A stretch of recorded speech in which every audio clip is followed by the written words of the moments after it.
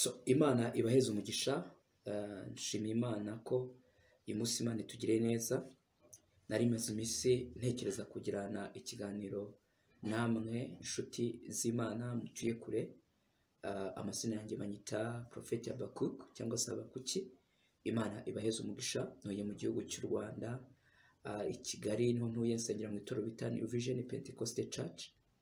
Niho ntuye. Umushumba wacu mukuru yitwa Mwana Jean Marie Vianney, umwungirije akaba yitwa Ndayishimiye Flavienne. Imana rero ibaheze umugisha. Uyu munsi ndashaka gutangira kwigisha ikiganiro, ndashaka gutangira kwigisha icyigisho kivuga ngo ni gute nshobora gusengera ubuzima bwanjye ubundi nkabohoka.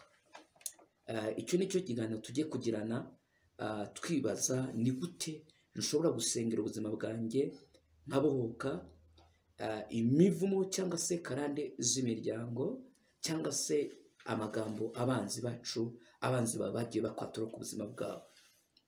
Niryo jambo rikomeye tugiye kuganira muri iyi minsi. Imana rero ibaheze umugisha.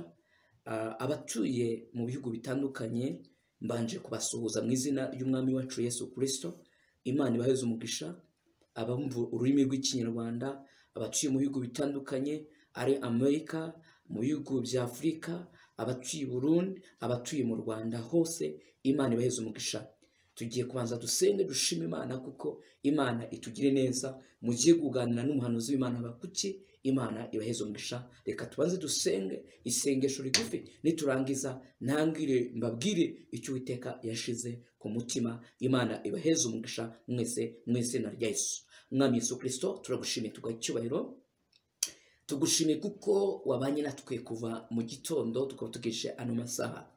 Ndagushimira Yesu Kristo kubwo ubwoko bwawe butegereje kumva icyo babwira muri iyi minsi, kuko ndabizi ko muri iyi minsi bitoroshe cyane. Mu gihe cyo gusenga ntago zoroshe, ntago abantu bari kubona aho basengera nkuko babyifuza, nkuko byahoze. Ariko Mana, turagushimira kuko Kristo Yesu udutije nk'uyu mwanya kugira ngo tuganire ijambo ryawe ryiza, ijambo ryo kubohoka ku buzima bwacu mu izina rya Yesu. Niko nsengera Mwami Imana, nsengeye buri muntu wese ugiye kuzumva ino video, umuntu wese uzumva iki cyigisho, ndamusenge kugira ngo umugisha w'Imana uzamubeho mu izina rya Yesu. Umugisha w'Iteka uzakubeho. Ndagusengera kubw'izina rya Yesu Kristo twizera twese mu izina rya Yesu. Abizera Yesu n'umwami n'umukiza mwese, Imana ibaheze umugisha. Ndabasengera kugira ngo umuntu wese uzumva iki kigisho kikugirire umumaro kandi kigeraho gukura ndetse nawe kikugeza mu izina rya Yesu. Kandi yicano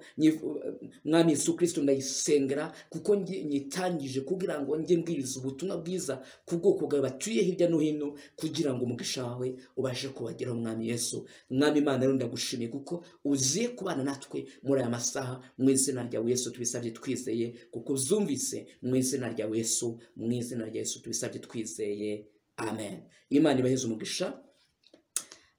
Mbere yuko dutangira mbigisha ijambo ryo kubohoka nkuko ari ryo nabateguriye, hari ijambo ngira ngo mbanze basomere riri muri Yeremiya igice cya mbere uhereye ku murongo wa 4.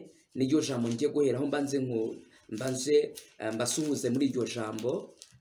Imana ibaheze umugisha mu izina rya Yesu, kandi ndabizi ko Imana igiye kuduha umugisha. So uyu munsi rero tugiye kuganira nkuko nababwiye ngo tugiye kwiga ku ijambo ryitwa kubohoka. Ariko ndashaka kubanza kukubwira ko mu buzima bwawe ibigeragezo zose uhura nabyo cyangwa se uhuye nabyo, najya ngutangarize ngo ntabwo ari uko Imana itakuzi. Imana yakumenye kera utaraba urusoro mu nda ya mama wawe wakuzaye. Dadi na mami bataramenyana, Imana ari kuzi. Ntabwo kuri ari kubw'impanuka, nugura n'ibigeragezo bikomeye ndetse ugashakisha inzira zo kugira ngo urebe ko ibyo bigeragezo wabisohokamo, ariko bikanga. Ariko ndagutangariza kubw'izina rya Yesu umwami wacu, ari we watubambiwe twese. Imana irakuzi, ntabwo ugeze uvuka kubw'impanuka mu izina rya Yesu. Ijambo ry'Imana wumva uko rivuga hano muri Yeremiya igice cya mbere ku murongo wa 4, Bibiliya iravuga ngo nuko ijambo ry'Uwiteka rinzaho riti, nakumenye ntarakurema mu nda ya nyoko, kandi nakwejeje utaravuka ngo ushyiraho kuba umuhanuzi uhanurira amahanga. Haleluya. Bakristo bene data, remusirevo, nagiye mbatangarize ngo Imana ya Isirayeli yakumenye kera utaraba urusoro mu nda ya mami wawe wakuzaye. Imana ari kuzi mbere y'ukuvuka. Rimwe na rimwe ushobora n'ibigeragezo byinshi ukibaza ati ese nanga Imana iranze, ariko ukeka Imana ya Isirayeli, Imana irakuzi mu izina rya Yesu. Mwene data, wicika intege, igihe cyawe kiraje. Haleluya. Yumenestirevo, Imana ya Isirayeli igiye gukwibuka. Haleluya. Ubwo umaze iminsi utegereje ubutabazi bw'Imana, ariko ngutangariza ngo Uwiteka agiye gukwibuka. Ntabwo ugeze uvuka kubw'impanuka, nubwo uhura n'ibigeragezo byinshi, ariko ntabwo avuze kubw'impanuka. Umunsi umwe Uwiteka azenderera umukozi w'Imana Yeremiya, ubwo yamusanze aho yari yicaye. Imana yamubwiye ati Yeremiya, yari imuhamagaye kugira ngo akorere Imana. Haleluya. Imana imaze kumuhamagara, ntabwo Yeremiya yari yizeye neza yuko ntabwo yari yifite icyizere. Nta cyizere ifite bitewe n'ubuzima yararimo. Ntabwo twavuga ubuzima yararimo kuko atacyo nagendereye, ariko icyo nshaka kukubwira ngo najya ngutangarize ngo Imana yakumenye kera utaravuka mu izina rya Yesu. Kandi ibigeragezo urimo uhura nabyo, izo ntabwo ari byo kukwica. Kuva uyu munsi ngutangariza ngo maze Imana ibwira Yeremiya ngo nakumenye kera utaraba urusoro mu nda ya mami, mu nda ya nyoko wakuzaye. Imana yakumenye kera, niyo mpamvu wakiriye Yesu umwami n'umukiza. Ntabwo wakiriye Yesu umwami n'umukiza kubw'impanuka, wakiriye Yesu umwami n'umukiza kubw'umugambi w'Imana.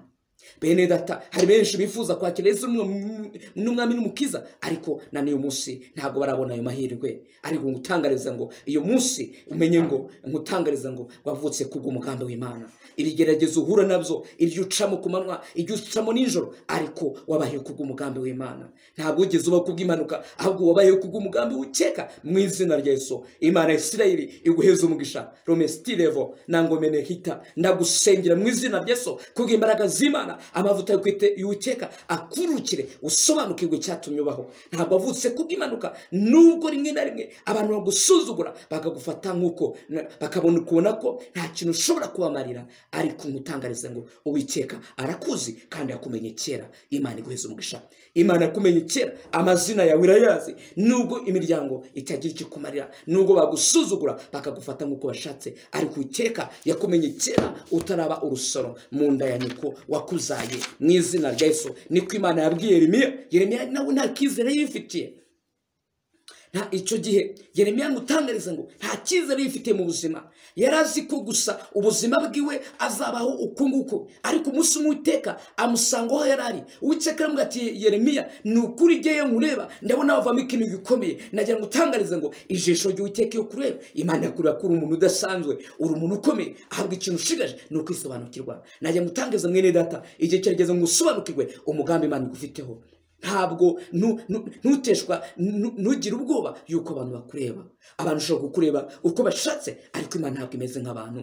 Imana ntabwo ivuga nk'abantu, Imana ntabwo ikora nk'abantu. Uwiteka akora nk'Uwiteka, kuko kuva kera kose yigaragaza ku bakozi Imana. Yakomeje kwigaragaza nk'Imana, kandi nk'Imana ishobora zose, kandi Imana nk'intwari ku rugamba, intwari muri zose, intwari mu ntambara, intwari mu ndwara, intwari mu bukene. Imana ni intwari muri zose. Abantu bakwanze, abantu bakuvuyeho, Imana ni intwari mu izina rya Yesu. Mwene data, Imana iguheze umugisha. Nagira ngo gusa mutangarize ngo Uwiteka arakuzi kandi yakumenye kera utarabusura mu nda ya nyoko kuzaye. Ibigeragezo byose uraga nabyo, umenye ngo Uwiteka Imana ya Isirayeli ibyo byose si uko atabizi, arabizi. Niyo mpamvu uyu munsi naje shaka gusobanura uburyo ki wava muri ibyo bigeragezo umazemo iminsi.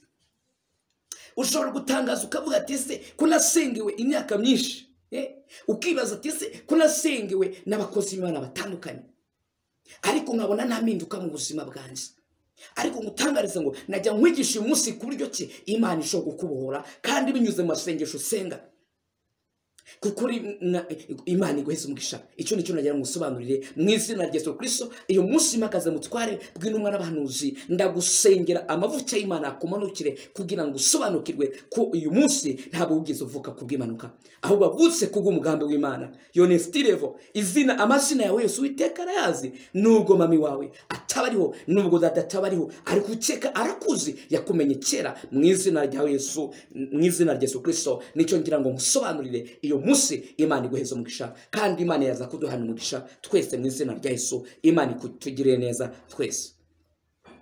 So ndatangira nari ntangiye nkubwira ko Imana ikuzi, Imana iguheza umugisha. Ngiye gukomeza none nkubwire icyatuma ubohoka mu buzima bwawe mu izina rya Yesu. Ese ubundi habohoka umuntu umeze ute mu buzima bwe? Ushobora kwibaza ati ese ni gute umuntu ashoboka? Ese ni gute umuntu ashobora kubohoka mu buzima bwe yisengeye akisobanukirwa? Haleluya.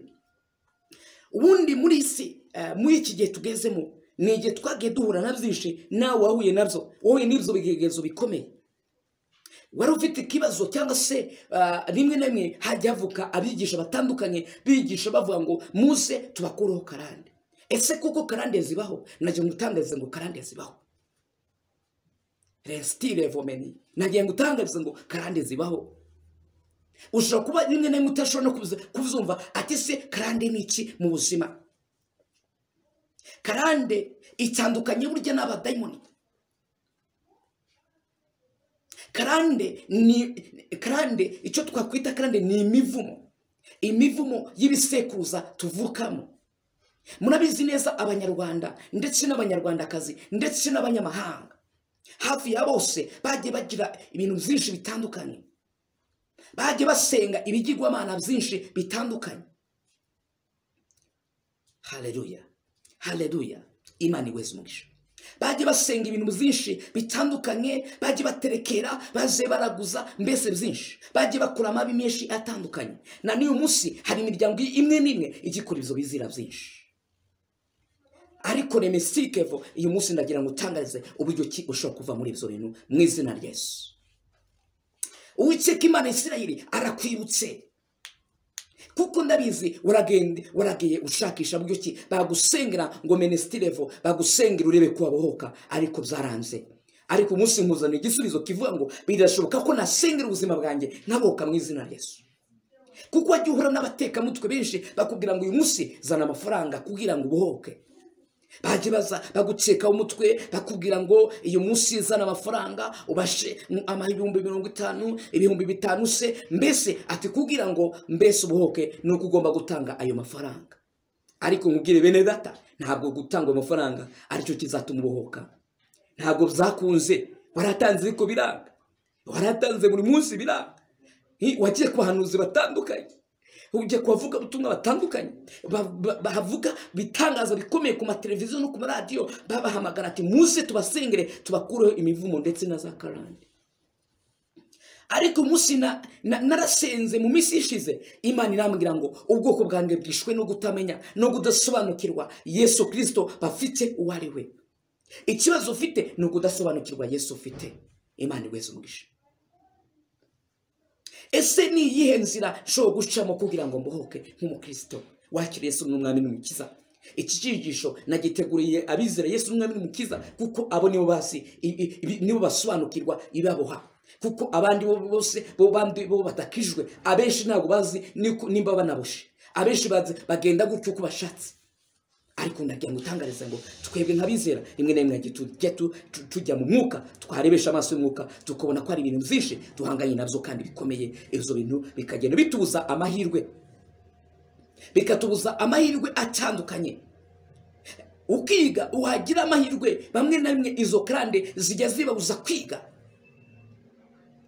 Ukaba ufite ubwenge muri wowe, ariko kubitewe n'izo nuko wavutse cyangwa se naho wakuriye, rimwe na rimwe iyo myuka igakubuza kwiga.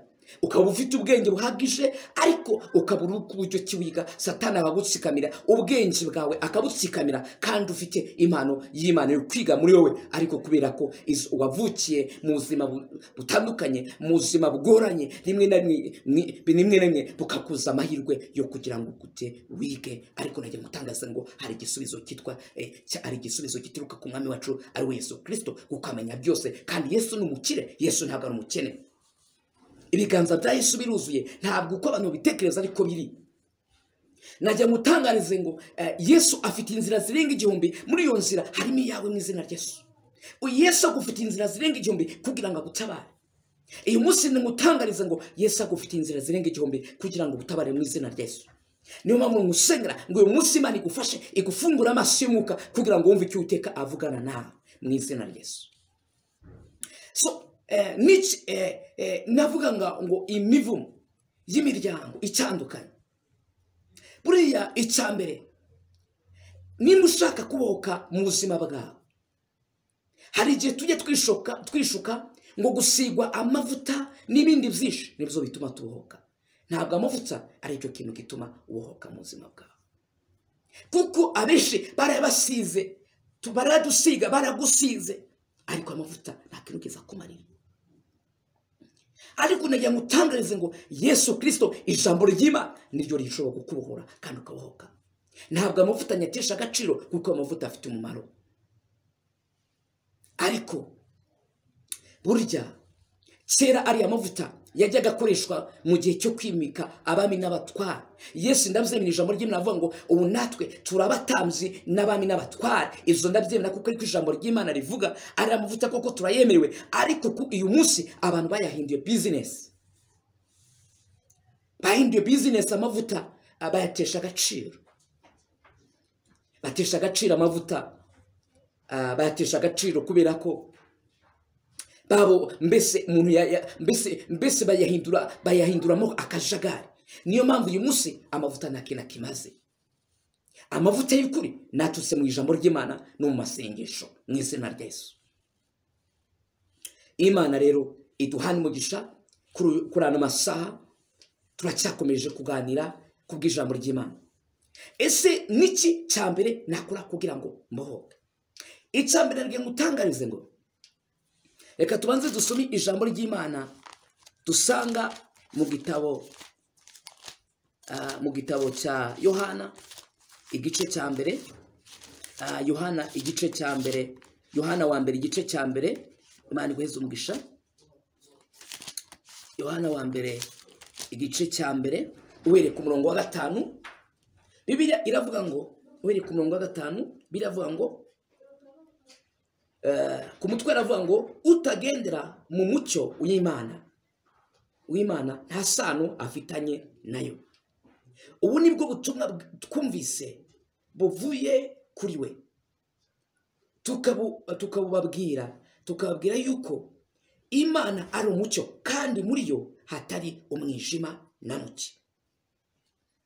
Mwene data, bishoboka ko twakijijwe kandi ko kuba Yesu n'umwami n'umukiza, ariko ijambo ryitwa kubohoka nkubwira icyambere, nushaka kubohoka byuzuye byujuje ubuziranenge mu buzima bwawe, nimba ushaka gukira, nimba ushaka kubohoka abadayimoni bari kuyoboka kuvaho, nimba ushaka kubohoka Imana ikagutwikura kuko waratwikiriwe. Ndabizi uratwikiriwe. Imana yo mu ijuru iri kumbwira ngo baragutwikiriye, kandi koko baragutwikiriye. Uratwikiriye nawe ureba kuko uratwikiriye. Iyo wireba nawe usanga utwikiriye pe. Niyo mpamvu ukoze byose byanga. Ariko nagira ngo ubwire ngo iyo munsi Uwiteka aje, niwumvi izi nama nguha z'Uwiteka yashizemo, Imana yaza gukuhora mu izina rya Yesu. So Imana iravuze ngo utagendera mu mucyo w'Imana nta sano afitanye nayo. Iyo munsi turareba ubukristo bwacu bw'iyi minsi. Umukristo ashobora kuba asenga, agasengerwa, ariko atarava muzakora. Atarava muzakora, nimba ari umusambanyi agisambana, nimba akinywa inzoga akinywa inzoga, nimba akiri umwicanyi akiri n'umwicanyi. Rimwe na rimwe abavuga butumwa bashushe bateye muri iki gihe bafite icyo bashaka ku ndamu zabo, bakabasengera babeshya ngo bitangaza birabaye, ugategereza ukabibura. Imana muri iki gihe Romestilevo Uwiteka arababaye. Abavuga butumwa turabafite bashushe batwigisha ibitangaza ku manywa na nijoro, ariko ibyo bitangaza babikubwira ugategereza ukabibura. Ese mwene data, ni gute ushobora kubohoka mu buzima bwawe uzi ko muri wowe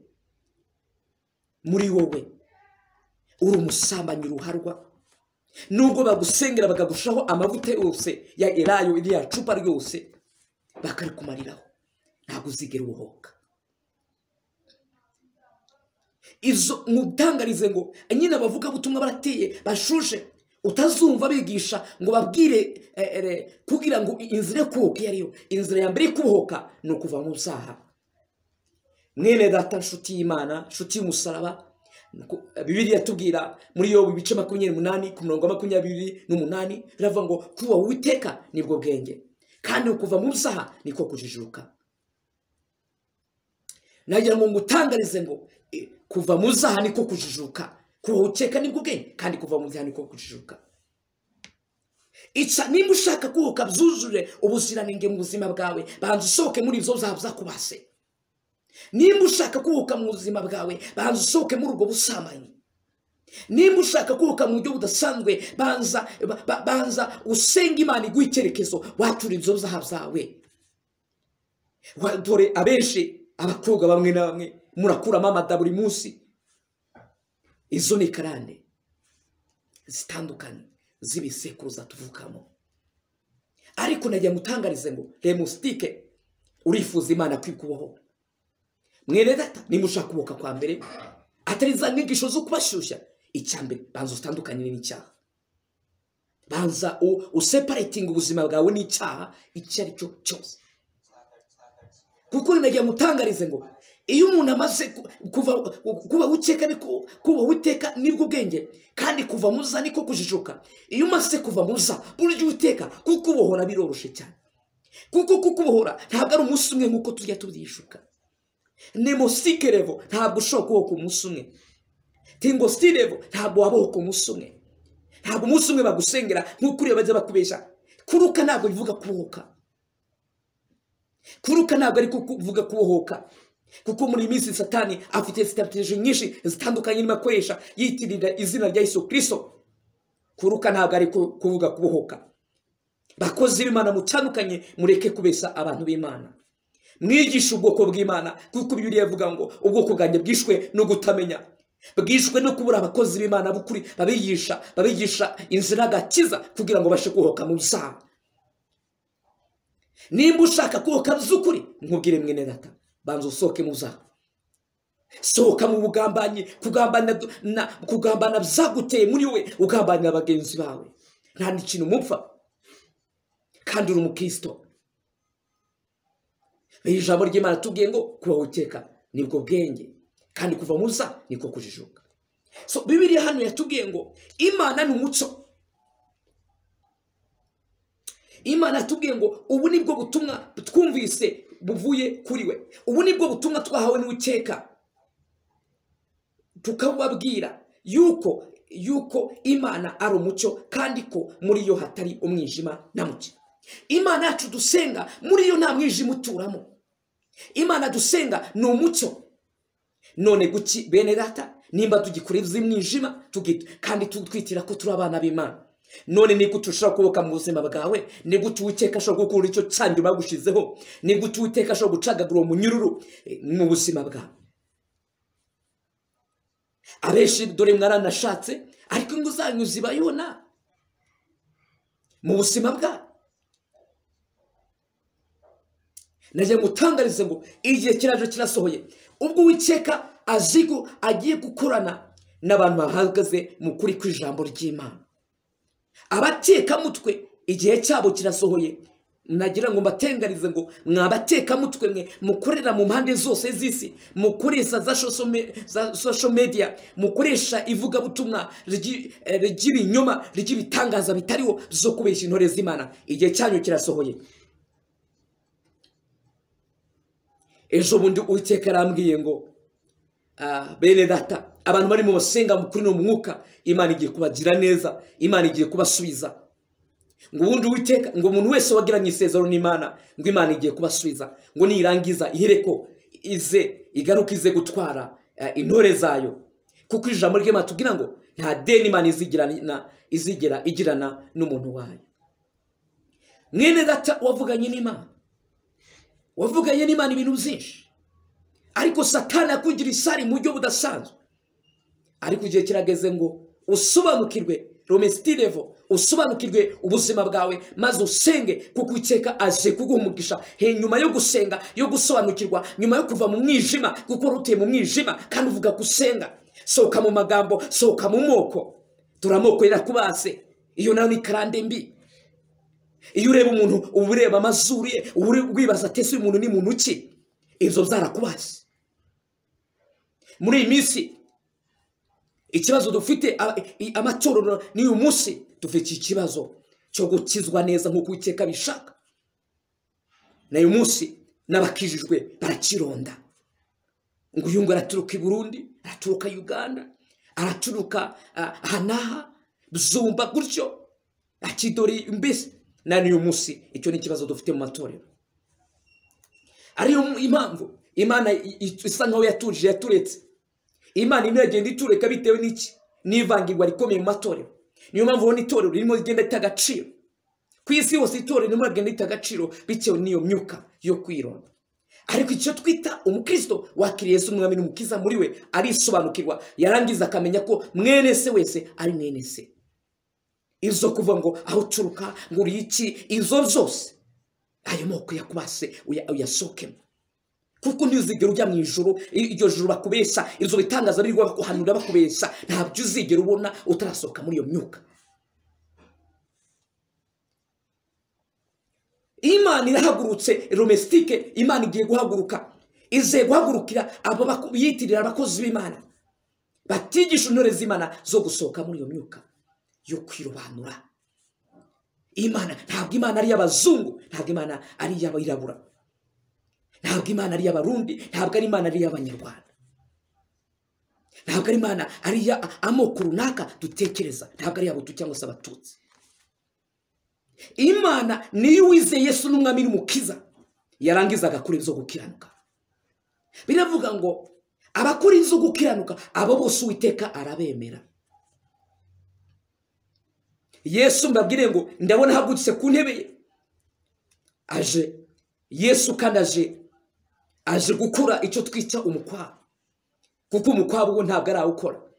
Ndabona Uwiteka agiye kuhagurukira urugamba, agiye kururwana, kuko abakozi b'Imana twarananiwe, ariko Imana igiye kurwana inkundura. Nimba uzi ko wakijijwe ubwifite izo zose, ntabwo ushobora kubohoka ngo ukire ibibazo zawe ufite. Ntabwo uzigera ubohoka mutangariza. Ariko niba ushaka kubohoka z'ukuri, va mu kintu cy'irobanura ruhu, mu kirobanura ruhu, ngo turuko gisa, ngo turuko kiresha. Ntutangarize ngo nimba kuko uri umukristo yavutse kubw'umugambi w'Imana, kandi yavutse nkawe, yavukiye amezi 9 nk'uko yavukiye. Nubwo yaba ari umukene, ari umutindi ruharwa, ariko yavukiye amezi 9 nk'uko yavukiye.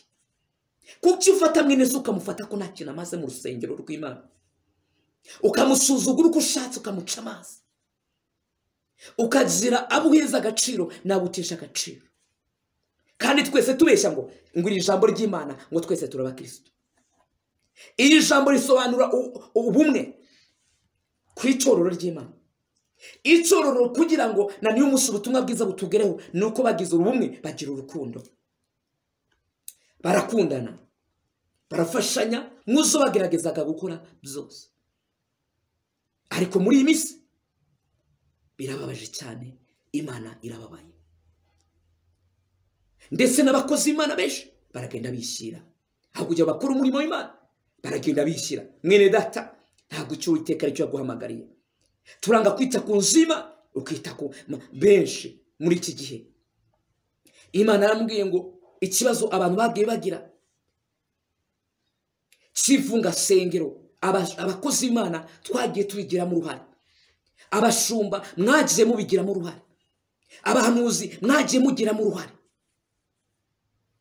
Niba utushobora kubaka ibitabashwa byawe ku giti cyawe, inzu y'Imana, uvuga ngo umushumba, inzu y'Imana icyarabona menestirevo, ushumbye intore z'Imana zikiri inzererezi, zikizerera hirya no hino. Imana irarakaye, yarababaye. Rengo stirevo menisha kura stirevo menye. Mwene data umbabarire, ni Uwiteka mbwe mbivuga gutyo. ibihosho byose niyo bitubaho abakristo n'abakozi b'Imana twabigizemo uruhare. Amen. So Imana rero ni umucyo, muri yo nta mwijima uturamo. None ni gute ushobora kubohoka mu buzima bwawe ugifite umwijima muri wowe, ugifite ingengabitekerezo mu mutima? Uri umukristo uzengana Bibiliya gucumwero, uri umupasiteri, uri umuvugabutumwa, uri umuhanuzi. Ni gute ushobora kugendana ibyo ngibyo Imana ikagumisha, cyangwa se Uwiteka agakubohora? Cyangwa se uri umukobwa ushaka umugabo ariko avuga ngo ni nabona umugabo nguturuka aha ngo muremure ngo uresa gutya ngo sinzigira nshaka. Wagi watera utudomo igihe kirageze ngo bagudutere rwose. Amen. Ariko mu izina rya Yesu ndabizi ugiye guhinduka, Imana igiye kugumugisha. Ndabizi ugiye guhinduka nyuma y'iki kigisho, Imana igiye kugusukira umwuka wera wayo, kuko ibyo zose tubifashwamo n'umwuka wera w'Uwiteka mu izina rya Yesu. Kandi Imana igumugisha, Imana iguheza amahoro mu mutima. Ndabizi arubuza amahoro ariko Uwiteka ni Imana y'inyamahoro. So muri yo rero nta mwijima uturamo. Bene data, icyambere inzira yo kubohoka, nubwo navuga bike ariko ngutangariza inzira yo kubohoka twifuza. Nimba ushaka kubohoka by'ukuri, banza uce mu nzira y'agakiza, kuko Uwiteka yavuze ngo ni Imana y'umucyo. Imana dusenga ntabwo ari Imana ebyiri. Ni Imana dusenga ntabwo ari Imana yemera abasamanyi, yemera abajura, yemera abanywanzoga, yemera abafite ingengabitekerezo zabo mu bitekerezo byabo. Oya, Imana dusenga ni Imana y'ubumwe, ni Imana igira urukundo. Ndavuga mu nsengero, ibi zose ndabigira abakristo musenga mugifite ibyo bitekerezo bipfuye mutarajya ku musaraba. Kandi namwe koko mwakwambara mukumva muraberewe, kandi mukumva mbese mukumva mugezweho. Ariko ngutangaza, nimba wivuga ngo urakijijwe, banza ukizwe n'ibyo zose. Imana iyo niyo nzira ya mbere yo kubohoka. Nimba ushaka kuzajya mu bwami bw'ijuru, kuko ubwami bw'ijuru ntabwo ari ugukina. Ubwami bw'ijuru burahenda. Ubwami bw'ijuru ntabwo ari nk'uko tubitekereza. Ubwami bw'ijuru ntabwo uzajyamo barebare. Ubwami bw'ijuru ntabwo uzajyamo abagufi. Ubwami bw'ijuru ntabwo uzajyamo abafite amazuru marebare cyangwa amazuru magufi. Ubwami bw'ijuru buzajyamo Imana iguheza umugisha. Mu izina rya Yesu Kristo Nazareti naningizemo akabazo muri tekinike, ariko Uwiteka humura, Imana yo mu ijuru iduhanugisha. So Imana rero iravuze ngo nimba atuvuga ko tugendana nayo, nimba tuvuga ko dukorana n'Imana, nimba tuvuga ko dusenga, ariko ibyo byose kifite muri wowe, najya nkubwire ngo ntabwo urakizwa neza. Nimba ugigendera mu mwijima, ntabwo ushobora kubohoka, ntabwo izo karande zishobora kukuvaho. Izo bimenye mutangarize ngo ntabwo izo karande zakuvaho. Icyambere rero, nimba ushaka kubohoka, cyambere banza ukizwe neza mu izina rya Yesu. Imana iraguhumugisha. Imana yaza kukugira neza. Ca muri iyo nzira nkubwiye, Imana yaza kuguhumugisha mu izina rya Yesu.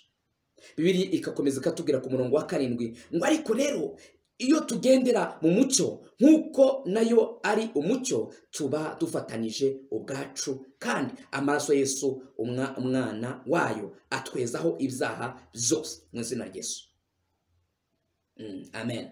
Ngo ariko rero iyo tugendera mu mucyo nk'uko nayo iri umucyo, tuba dufatanije ubwacu.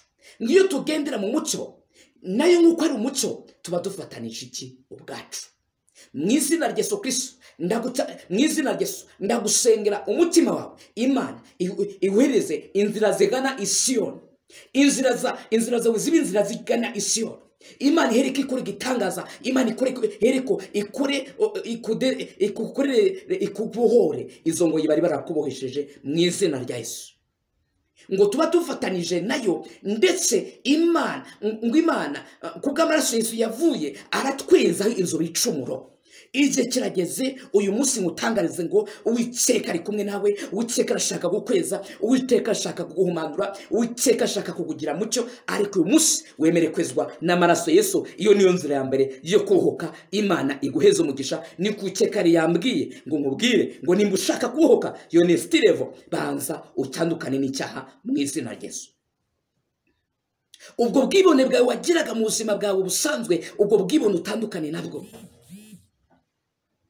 mu izina rya Yesu. Utandukane n'ubwo bwibone wagiraga mu buzima bwawe. Numara gutandukana nabwo, Imana igiye kuguha umugisha, Imana igiye kukweza, Imana igiye kuguhindurira amateka mu izina rya Yesu. So Imana iguheze umugisha rero. Icyo nicyo Mwuka Wera yambwiye ngo nzabanze ngusobanurire mu izina rya Yesu. Ntugiye kuvuga hejuru rero ibyo dushobora kuhokamo. So mwese murabizi, mbere yuko dukizwa, imiryango yacu nababwiye ko abenshi bajyaga baterekera, bazaga baraguza ibintu byinshi bitandukanye. Izo byose bibabose. Ndetse na n'uyu munsi mu rusengero dufite benshi basenga bafite imiti, dufite benshi basenga bafite icyo bakenyereyeho, kandi bashaka gutandukana na za karande zabo ziwabo, cyangwa kandi ushaka gutandukana n'amagambo bakwatuyeho. Haleluya. Imiryango yacu nimba uvuga ko ukijijwe, nagira ngutangarize ngo nimba gukizwa icyo bisobanura ni ugutandukana n'izo zose imana zaba data n'izaba mama, za ryangombe na za nyabingi, kwa guterekera kwa kuraguza kose bagiraga. Haleluya. Imana irashaka ko utandukana nazo. Nagira musobanurire, Aburahamu Imana imuhamagara kuba umukristo. Ise yari umucuruzi w'ibigirwamana, ndetse Aburahamu yaramufashaga. Igihe kigeze Uwiteka amugirira Uwiteka, Aburahamu muri we agira ikintu cyo kwibaza ati se kuko izi Imana data acuruza nirirwa amufasha nizo zaremye inosi, nagira ngo utangarize ngo izo mana zabaso bakujyanamo uko kuraguza, uko guterekera birirwa bakurasaga, ibibazo byinshi uhura nabyo nivyo ngivyo. Ibibazo byinshi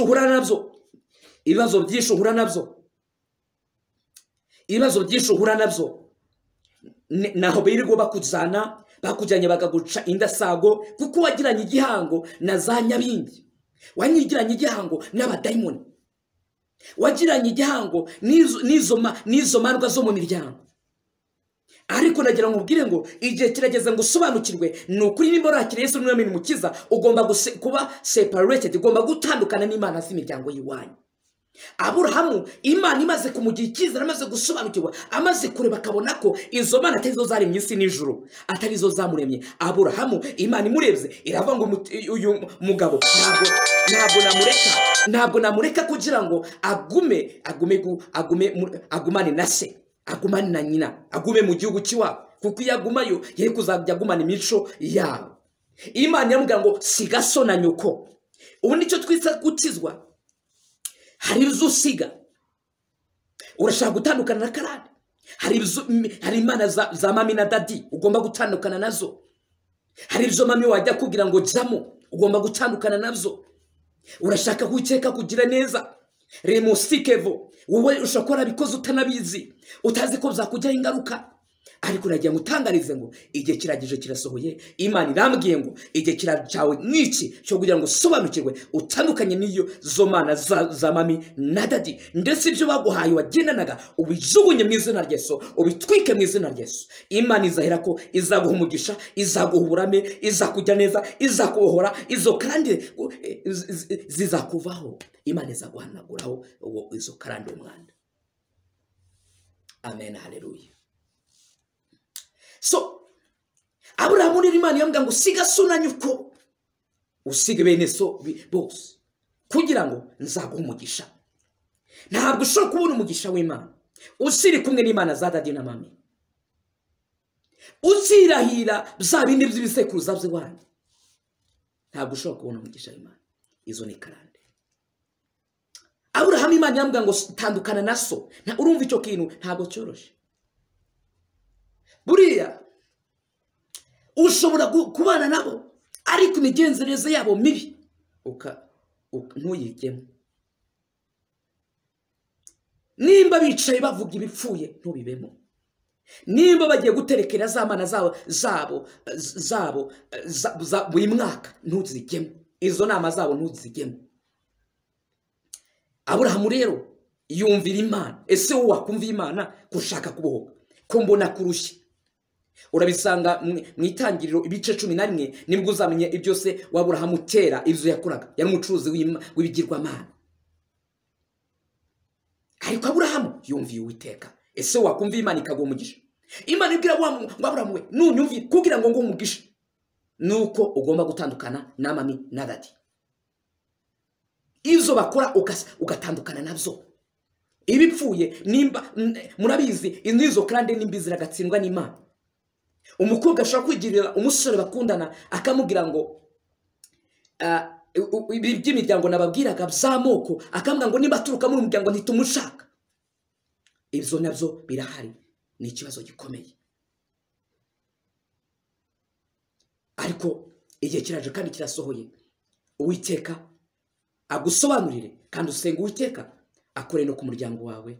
Ibyo bikuzitiye bagiye bakwicira ubukwe kenshi biturutse mu muryango wawe. We nta ruhare wabigizemo, ariko umuryango wawe bitewe n'izo karande zikibarondora, bakirondorwa n'imyuka y'amoko, bakubujije umugisha wawe. Ariko Uwiteka azi gukora igitangaza mu izina rya Yesu. Niwumviriza inama ugasenga Imana, Imana yazakora igitangaza. Mbere yuko umwaka urangira mu izina rya Yesu, niwumvirijwe ry'Uwiteka, Imana yazakora igitangaza. Haleluya. Arakazi wari warabuze, Imana yaza kuguha akazi. Monastire vomenia iyo bekoreste, Imana yaza kuguha akazi. Aburahamu rero atandukana nabyo. Imana yavuga ngo nutandukana nabyo nzogeza izina ryawe, nzaguha umugisha, uzahinduka umugisha. Aburahamu yumviye Uwiteka kandi koko umugisha aje kumugeraho. Gusa buriya Abisirayeli buriya bagiye bagira ibibazo, intambara nyinshi. Uhere mu gitabo cy'Abacamanza, akenshi ibibazo bahuraga nabyo ni imyuka y'ibisekuruza. Kuko Aburahamu amaze gutandukana nabyo ntabwo yigeze yibuka ngo asengere generation cyangwa se igisekuruza kizamukomokaho, umuryango uzamukomoka ntigeze awusengera ngo avuge ngo Mana ni ukuri njyewe mami na dadi bakoraga ibitavuga Imana, basengaga ibigirwamana, ariko abazankomokaho uzabarinde. Buriya Abisirayeli kuriya kugoma kose, buriya wari umwuka wo kwa basekuruza wabo ari we Tera. Nizo ntambara Abisirayeli bagendaga bahura nabyo, ibigirwamana byose bagiye basenga, nta handi bahuraga nabyo, ni ibyo ngibyo bahanganaga nabyo. Umwuka w'Uwiteka ejo bundi yarabisobanuriye, arambwira ngo nuko Aburahamu ntabwo yigeze abisobanukirwa, kandi koko kiragiye ntabwo yari guhita bisobanukirwa nk'uko bikwiriye. Ni biriya bigirwamana wajyaga kumva ngo barimo barasenga ibyigwamana. Muribuka Mose yagiye ku musozi, yasanze bacuze igigwamana, bibagirwa Uwiteka. Ni ukubera ko amaraso yabo bari bafitanye isano na Tera umucuruzi w'ibigirwamana. So uretse no kuvuga ngo abanyamahanga barabioya nyine, ariko nkubwire ngo bene data, tandukana n'izo mana za dadi na mami. We kwemera ko bakujyana gucuragura, guterekera, kuraguza, bakugucinda sago, ukagirana igihango n'abadayimoni, ukagira igihango na za nyabingi. Izo nizo kandi zikuboshe. Mwene data, mwijuru hari Imana ibuhura mu izina rya Yesu. Bayivuga ngo bagiye kukuzinguza, ngo urabona abagabo, najya gutangariza ngo Yesu nimba aramwizeye ni ukuri, najya gutangariza ngo Yesu araza kuguha umugabo. Ni ubyizera ukumvira inama nguha n'inyigisho zose nakubwiye, ni ukuri ko Imana yazakora igitangaza mu izina rya Yesu, tubisabye twizeye. Haleluya. So Aburahamu rero urabyumvise uko byagenze, Imana imuhamagara atandukana nabyo. So imiryango yacu rero nayo yazikora byinshi bitandukanye. Bagiye baraguza barateka, na n'uyu munsi barakabikora, na n'uyu munsi barakaterekera. Ku buryo n'uyu munsi dukifite ikibazo mu rusengero, hari abantu basigaye basenga agasirimba, afite ibintu asirimbana muri we mu mufuka.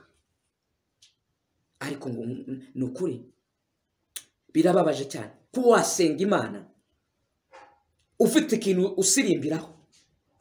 Bibabaje kuba wasenga Imana ufite imyuka ugendana nayo, ushaka kuzimya abantu b'Imana, ushaka kuzimya intore z'Imana.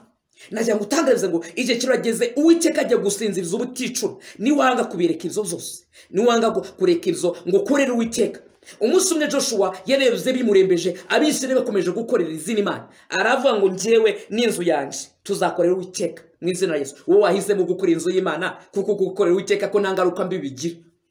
Nubwo Uwiteka atabatanga umugisha, nubwo Uwiteka atabatanga umugisha cyangwa se ngo atanga amafaranga agire buke, oya, nubwo atababikora, ese gukizwa hari ingaruka mbi bigira? Gukizwa icyambere umuntu hakijwe neza agira amahoro muri we, kandi ahesha amahoro n'abantu no mu mudugudu atuyemo, nta bibazo agira n'abaturanyi biwe. Gukizwa neza uretse no kuva ngo umugisha, Imana ubana n'abandi amahoro, ndetse ukaba uri umuntu mbese ufite ituze muri wowe. Amen. So Imana rero igweze umugisha, nicyo kintu nagira nkubwire ngo kizwa neza utandukanye n'ibyo byose byamamina dati mu izina rya Yesu. Dore byarakuziritse bikubujije n'umugabo, kuko iwanyu rimwe na rimwe baranabatinya kuko bazi ko ari abarozi. Barabatinya rwose, barabatinya kubera ko bazi ko nagutwara nawe atamara kabiri. Ariko igihe kirageje ngo gusobanukirwe ni ukuri, senga Imana igusoparetinge n'abarozi mu izina rya Yesu. Iyo myuka y'ibisekuruza batandukane nayo, kandi nawe wera imbuto zikwiriye iki abihanye mu izina rya Yesu n'umwami wacu. Imana igweze umugisha. So iyo dusomye mu gitabo cya Yesaya ibice 10 ku murongo wa 27, haravuga ngo uwo munsi imitwaro badwekesheje ku bitugu izatuva. Nayo mbwire bene data, hari imivumo myinshi, hari amagambo menshi bagiye bakwatura. Iyo ni imitwaro bagiye baguhekesha, imitwaro itandukanye bagiye baguhekesha. Rimwe na rimwe hajya utekereza impamvu kijwe ariko ugahora mu busambanyi udakizwa ngo bivemo ukagira ngo nibindi. Ni imyuka bisekuruza. Abanyarwanda muzi ko hafi ya twese cyangwa se hafi ya bose muri Africans people, abenshi bagiye bashaka abagore benshi batandukanye. Ushaka kuba yarashatse umugabo waguca inyuma, ukibaza n'ukwereke. Rimwe na rimwe ukajya wijujuta ariko ntunasenge cyangwa se ukavuga ngo ugiye kumwishyura. Nkubwire ngo arimo arahangana karande zibisekuruza ziwabo. Izo karande nizo arimo ahangana nazo. Urimo uramurenganya aho gusobanukirwa, ese niki nakora kugira ngo umutware wanjye agire gahunda? Ese niki nakora kugira ngo mve mu ngeso z'ubusambanyi? Kuko rwose niyo ushaka kubivamo, ariko warakoze byaranze. Ukurama amada, wabaye umwicanyi wica abana, uranika, mbese ukura uko ushatse. Ariko mwene data, igihe cyawe kirageze cyo kuhoka gusobanukirwa ibyo uhanganye nabyo. Iyo ni imyuka y'ubusambanyi, ni ibintu bakwashobora gukwaturaho bikagusohoraho, bakaguhoza mu rwangaro kandi utabishaka. Mwene data, umvira ijwi ry'Uwiteka, Imana iraza kuguha umugisha. Biravuze ngo uwo munsi imitwaro badukeshe ku bitugu izatuvaho, ndetse ntituzakorwa no kuburetwa badushizeho. Uburetwa buzamarwa no gusigwa. Uwiteka arashaka gukuraho ubwo buretwa, warangiza ugasigwa amavuta y'Uwiteka. Buri gihe turimo dusenga, Imana idusiga amavuta y'igikundiro. Wakira amavuta y'Imana nyuma yo kumva zino nyigisho. Iyambura ubwo busambanyi bakwatuyeho, usenga ushaka kubuvamo ariko bikanga, mu izina rya Yesu. Iyambura izo nzoga kandi umukristo, mu izina rya Yesu Imana yazakuguha umugisha. Mwene data, umuntu akijwe ntabwo agomba kurebera kuri mugenzi wawe, ahubwo ni ugufata icyemezo, Imana ikaguha umugisha. Amen. So Imana rero iduhana umugisha. Imitwaro baguhekesheje, amagambo bagiye bakwaturaho, niyo uri muhangana nayo. Ariko igihe cyaje ngo uyasohokemo, kuko nakubwiye inzira ucamo kugira ngo usohoke muri ibyo bintu bagiye bakwatura ku manywa na nijoro, mu izina rya Yesu. Iyo mitwaro bagiye baguhekesha, izo nyonjo bagiye bavuga ngo ntuzashakwa, nta kintu uzigera ugeraho, mbese nuko bagiye bakuvuga. Mbese bakwaturaho mbese gutyo. Umunsi umwe umuntu umwe yigeze ambwira no mu muryango, arambwira ngo mbese iyo Mana usenga izakumarira iki? Muri we suko yari umukene, suko yatarafite icyo akora, ariko muri we nta mutima Imana yari igeze mushamo kugira ngo amfashe, kandi abo hanze yarabafashaga akabigisha. Ariko njyewe yagira icyo akora ariko simurenganya. Imana yari yashatse kwizaca mu bandi. So shimira umuntu wese wagize uruhare rwo kuba uwo ndi uyu munsi. Imana ibaheze umugisha. Pastor wanjye Bishop Jean Marie Vianney na madamu we Ndayishimiye Flavienne, Imana ibaheze umugisha kuko mwangizeho uruhare rukomeye mu mwuka. Imana ibaheze umugisha kandi ndabakunda. Imana ibagire neza kandi benestikevo. Uyu ni umwaka w'amasezerano ku buzima bwanyu. Imana ibamugisha. So uwo munsi imitwaro badekeshe ku bitugu izatuvaho. Izo bagiye batwatura iby'ibisekuruza bikuveho mu izina rya Yesu. Sobanukirwa uburyo ki usenga nakubwiye inzira ucamo kugira ngo utandukane nazo. Imana iguheze umugisha. Amavuta y'uteka aza kugenda kumanukira. Nanone iyo dusomye ijambo ry'Imana mu ngoma za mbere ibice 4 ku murongo wa 9 n'uwa 10, itukereka umugabo witwa Yabesi. Yabesi yaravutse asanga mama we amutwitse, niko birutubwira ngo yagize ibibazo byinshi bitandukanye, ngo mama we arangije amwita Yabesi. Yabesi risobanura agahinda. Nawe izina ufite bishobora kuba aricyo risobanura. Yabesi rero yasobanuraga agahinda.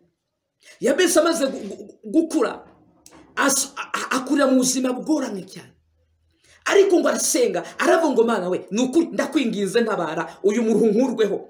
Umuruho mami yanyatuyeho anyita Yabesi bisobanura agahinda, nkuru agahinda. Haleluya. Imana igukura agahinda kose watejwe n'imiryango, watejwe n'ishuti, watejwe n'ibibazo bw'ubuzima wavukiyemo mu izina rya Yesu. Imana igukura agahinda mu izina rya Yesu. Ndagusengera mpagaze mu tware bw'intumwa n'abahanuzi kuva uyu munsi Imana igukuraho agahinda mu izina rya Yesu.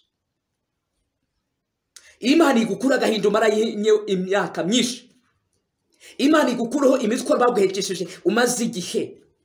Imana igukureho izo karande zose. Imana igukureho iyo mivumo yose utigeze ugira mu ruhari. Rimwe na rimwe hari iyo mivumo utigeze ugira mu ruhari. Hari ibyo duhangana nabyo tutigeze tugira mu ruhari. Harabubaka ingo zigasenyuka utarigeze ubigira mu ruhari. Ariko barakwatuho bavuga ngo nukuri ntuzigere wubaka urugo, none arwubaka ntuzamaremo kabiri. Iyo myuka igagukurikirana ugaseparatinga n'umutwari wawe nta kintu mupfuye ubusa.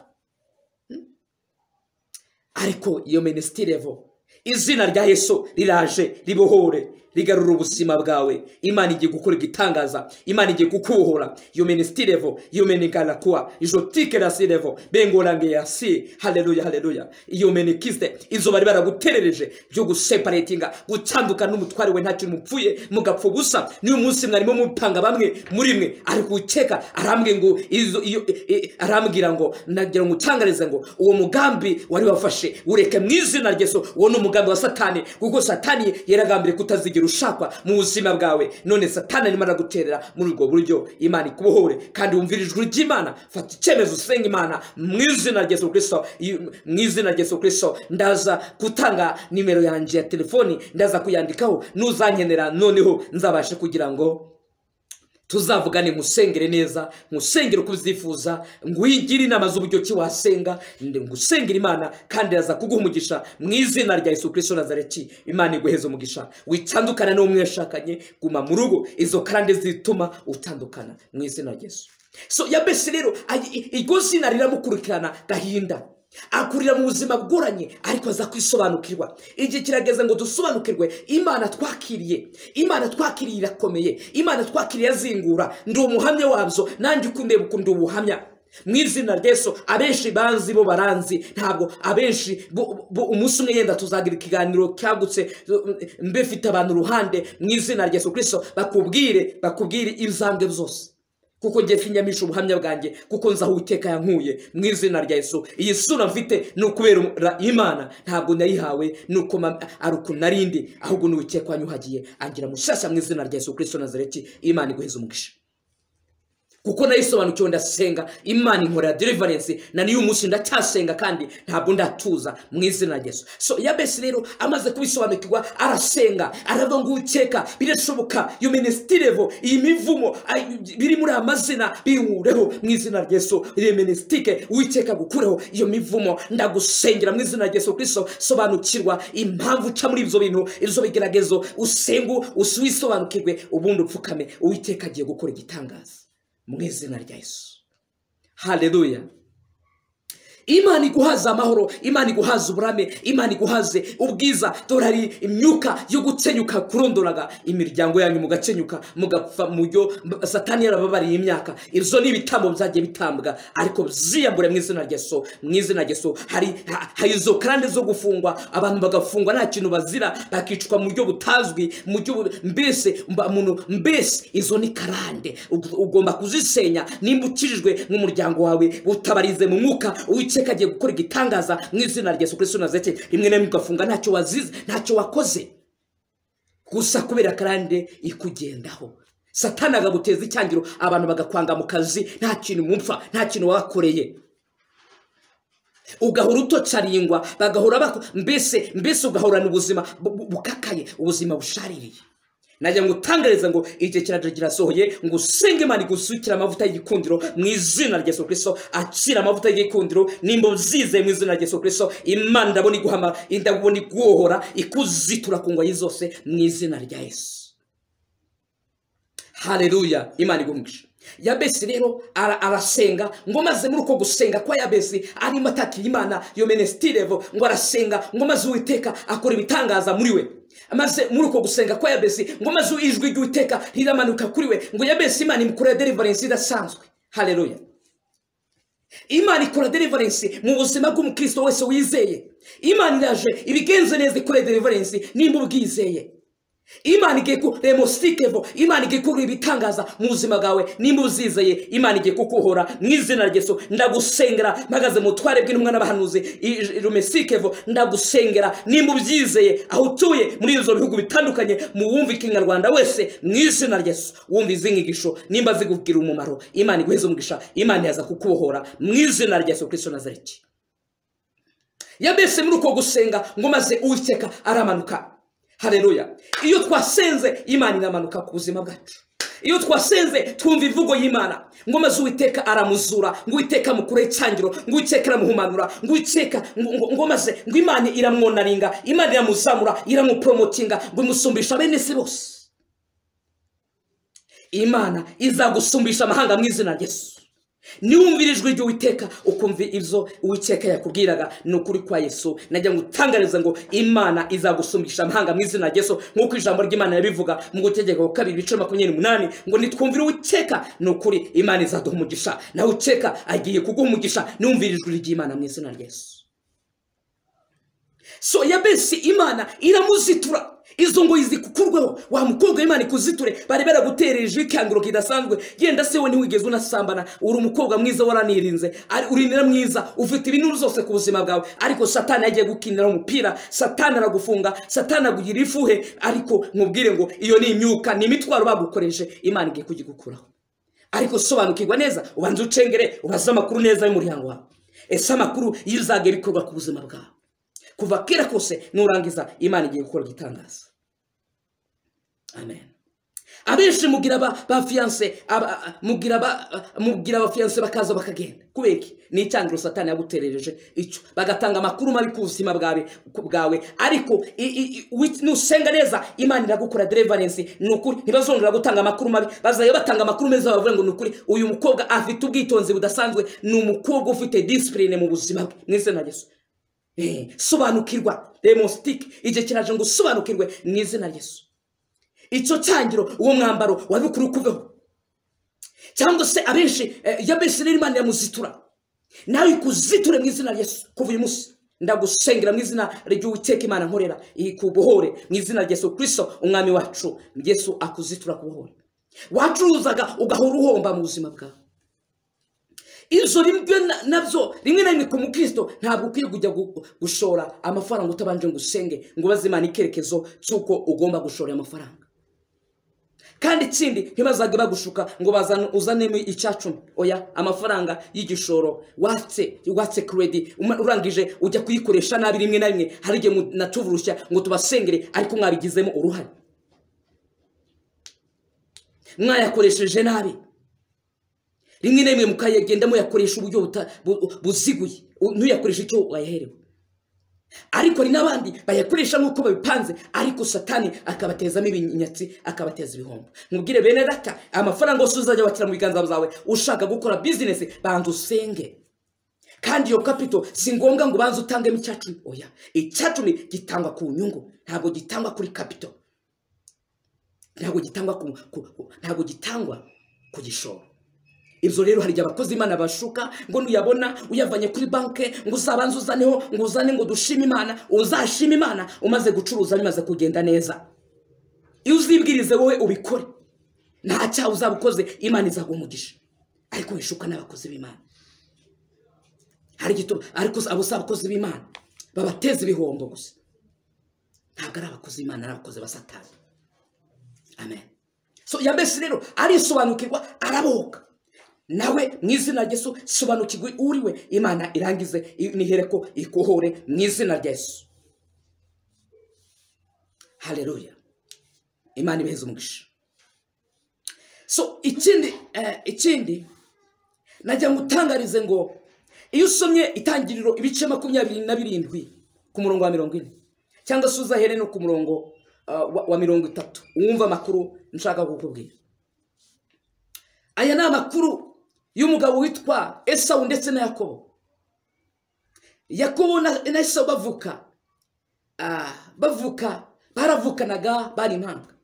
Ariko Yakobo aza kuvuka afite isezerano ry'Imana muri we. Mama we ni wari ubizi wenyine, dadi we ntabwo yarabizi, kuko mama we yakundaga Yakobo ariko papa we agakunda Esau. Igihe kigeze ngo maze ise aza gukura, amaze gukura ngo agera igihe cyo kutabona. Ngo maze kubona ko atazi umunsi agiye gupfiraho, aravuga ngo ahamagara abana biwe ngo abahesho, ahamagara Esau, kuko kera mu muco w'Abisirayeli bajyaga batanga umugisha bahereye ku mfura. Aramubwira ati muhungu wanje ndabizi neza, ndashaka kuguha umugisha kuko sinzi igihe ngiye gutangira. None genda umpigire umuhigo mwiza ubundi uhere konze ngo heze umugisha. Icyo gihe Esau aragenda guhiga. Agiye guhiga, nyina aba yumvise papa we avuga gutyo, yarangeje kumva ko papa wa Esau bivuga, ahita abwira umuhungu we Yakobo ko amukundaga cyane ariko bitewe n'isezerano ry'Imana, arambwira ati muhungu wanje birashoboka ko igihe cyawe ari iki cyo guhabwa umugisha. None genda ufate inama nziza. Arabimufasha mu nyina arabikora, arangije ariganya umugisha wa Esau. Maze Esau agarutse, ntago nabigiyemo birebire, nzahagaruka, Imana igweze umugisha. Maze Esau agarutse yotsa neza inyama, azigira neza, arazisiga. Arangije kuzisiga aza gusanga dadi we, arambwira ati dadi nukuri naje mesha umugisha. Isa namubwira ati nukuri mwana wanjye, Satani yakuriganisha. Hari igihe Satani yakuriganije umugisha, ariko nubwo yakuriganya igihe kirageze ngo twigomeke kuri Satani. Izo dadi atabashe kugukorera, izo mami atabashe kugukorera, izo abavandimwe batabashe kugukorera, mutangarize ngo Uwiteka arabishoboye kubigukorera mu izina rya Yesu. Ntabwo wigeze ugira amahirwe mu buzima bwawe, mu nshuti, ntabwo wigeze ugira amahirwe ku muryango, ariko mubwire ngo Yesu arakice ku ntebe y'ubwami bwe, arakice ku ntebe y'umugisha, arakice ku ntebe y'umugisha kugira guhesha umugisha mu izina rya Yesu. Yesu ariteguye kugumugisha. Nubwo bakuriganyije byinshi, baje bakuriganya akazi kawe ukagatsindira, ariko bakakuriganya. Ugatsindira akazi bakakuriganya akazi kawe. Izo birababaje, ariko mwana w'Imana ihangane. Ni icyangiro Satani yaragushizeho, n'ubiganya bwa Satani bwakubayeho. Nizo karande zagiye zigutwaza gitugu. Satani yagushize icyangiro, arakukavaringa, araguhisha, agushyira igikarito mbese aragufunga mu maso. Ariko mutangarize ngo umusozi waruri imbere yawe Uwiteka arawuhiritse. Umusozi waruri imbere yawe kuva uyu munsi ndasenze mu izina rya Yesu, mu butware bwa nijoro, mwami Yesu Kristo, nsengeye uyu mukobwa, nsengeye uyu musore, nsengeye umupapa, nsengeye umuzeye, izuba ribaramubwiranije from now mu izina rya Yesu, ndamusengera bigaruke mu izina rya Yesu. ndagumusengera mpagaze mu mavuta y'uguteka, mpagaze mu mavuta y'ubuhanuzi, restikevo bingona ngatokite ejonista. Imana igiye gukora igitangaza mu izina Yesu. Haleluya. So maze Esawu ahageze abwi Isara aramubwira ngo nukuri umugisha wawe wose nawe utanze. Ngo Esawu ararira cyane, aravuga ngo ariko dadi nukuri nta kintu usigarije. Aramubwira ati nukuri nta kintu, aramubwira ngo nukuri nta kintu ngushigarije. Arangije aramubwira ngo dadi nukuri nta na gato. Papa we aramubwira ngo ikintu kimwe uzakora kugira ngo umugisha wawe kugere wose, itsambere nuko uzakora cyane, nuko uzigomeka kuri mwene so. Ize kirageze ngo twigomeke ku mbaraga mbi z'abarozi. Ize kirageze ngo twigomeke ku bapfumu n'abakonekone izo bakoze, kuko abarozi bamwe na bamwe Imana igiye kubateza ibitotsi, bigiye kubateza uticura, basinzire ntibakanguke mu izina rya Yesu. So arangije aramwe ngo nicyo cyonyine uzakora kugira ngo umugisha ubone. Ngo maze Esawu yumvira se n'iryo jambo amumenera iryo banga. Nanjye ngumenera ibanga, nubwo wavuga ngo umugisha wose ntawe ufite, ugashakisha impande zose ngo ntaho. Mu muryango iyo urebye nange nuko nari meze we, niko nari meze pe. Byari byaranshanze ku buzima bwanjye pe, kandi koko byari byaranshanze. Naje mu mujyi wa Kigali ntafite ikerekezo, byaranshanze. Ariko shima Imana ya Isirayeli, Imana ikora ibitangaza. Ubutumwa bwiza burahindura. Ubutumwa bwiza buguhindure uyu munsi, wumve ngo ubutumwa bwiza bufite imbaraga zo kugukuraho icyangiro cyose. Nubwo umugisha wose waba ntawe ufite, nubwo umugisha wose mu muryango ubone nta mugisha wakura, abavandimwe bawe bose barakwanze, mutangarize ngo Yesu yicaye ku ntebe y'icyubahiro, yicaye ku ntebe y'amahoro kugira ngo aguheshe umugisha mu izina rya Yesu. Uwiteka ari kumwe nawe wa munyembaraga we. Uwiteka arakwibutse wa munyembaraga we. Senga kura cyane, Imana izahera ko izagumugisha kandi izakwibuka. Ariko icyambere ukurikirane izo nakubwiye byose, urebe ukuntu Uwiteka aze gukora ibitangaza mu buzima bwawe mu izina rya Yesu.